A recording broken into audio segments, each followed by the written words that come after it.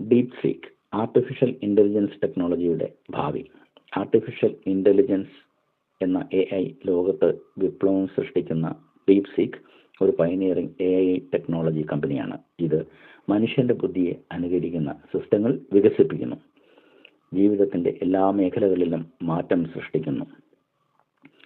Deep സീക്കിന്റെ പ്രധാന ലക്ഷ്യം AI technology ഉപയോഗിച്ച് സമൂഹത്തിന് പ്രയോജനകരമായ പരിഹാരങ്ങൾ നൽകുക എന്നതാണ്.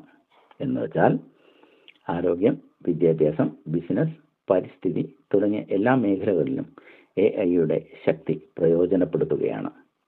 ഉദാഹരണത്തിന്, രോഗനിർണയത്തിൽ AI സഹായിക്കുന്നു, വിദ്യാഭ്യാസത്തിൽ വ്യക്തിഗതമായ പഠന അനുഭവങ്ങൾ നൽകുന്നതിനും സഹായിക്കുന്നു.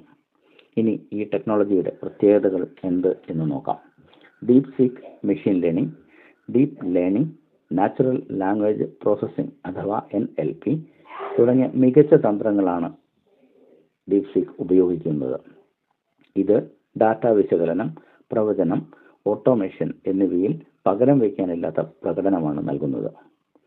ഉദാഹരണത്തിന്, ഡീപ് സീക്ക് ഉപയോഗിച്ച് ബിസിനസ്സുകൾക്ക് ഡാറ്റ അടിസ്ഥാനമാക്കിയുള്ള തീരുമാനങ്ങൾ എടുക്കാൻ കഴിയുന്നു എന്നത് അത്ര ചെറിയ കാര്യമല്ല. സാമൂഹ്യ പ്രതിസന്ധികൾ പരിഹരിക്കുന്നതിന് ഡീപ് സീക്ക് മുതൽക്കൂട്ടാകുന്നുണ്ട്. എങ്ങനെയെന്നാൽ, ഡീപ് സീക്ക് പരിസ്ഥിതി, ആരോഗ്യം, വിദ്യാഭ്യാസം തുടങ്ങിയ മേഖലകളിൽ പ്രതിസന്ധികൾ പരിഹരിക്കാൻ AI ടെക്നോളജിയെ ഉപയോഗിക്കുന്നു. ഉദാഹരണത്തിന്, കാർബൺ ഉദ്വമനം കുറയ്ക്കുന്നതിന് AI സഹായിക്കുന്നു, രോഗങ്ങൾ വേഗത്തിൽ കണ്ടെത്തുന്നു. ഭാവിയിലെ സാധ്യതകൾ എന്ത്?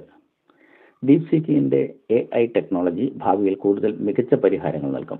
ഇത് ജോലി മേഖലകൾ, സാമൂഹ്യ ജീവിതം, സാങ്കേതികവിദ്യ എന്നിവയെ മാറ്റിമറിക്കും.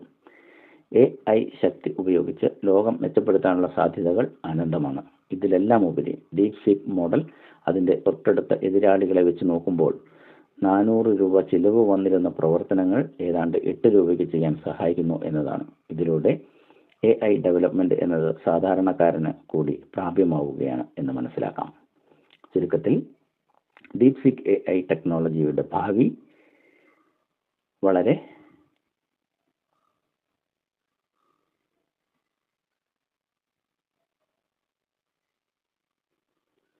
ശോഭനമാണ്. ഇത് മനുഷ്യജീവിതത്തിന്റെ സുഗമമാക്കുകയും പ്രതിസന്ധികൾ പരിഹരിക്കുകയും ചെയ്യുന്നു. ഭാവിയിൽ AIയുടെ സാധ്യതകൾ പര്യവേഷണം ചെയ്യുന്നത് നമുക്കും തുടരാം.